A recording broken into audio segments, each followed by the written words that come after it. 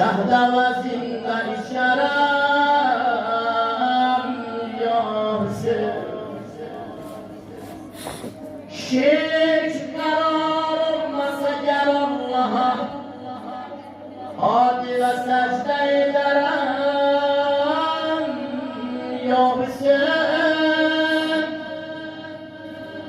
şün adın Allah adıdır bir zul adını zikreylemenin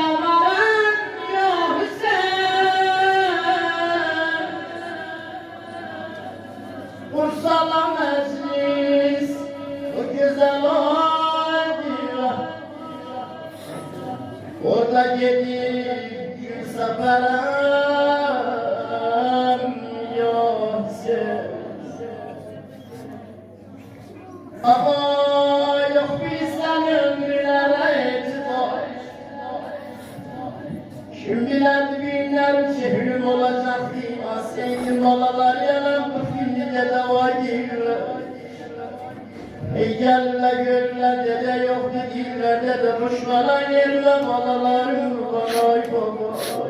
lay lay baba yorgun baba yok bilsen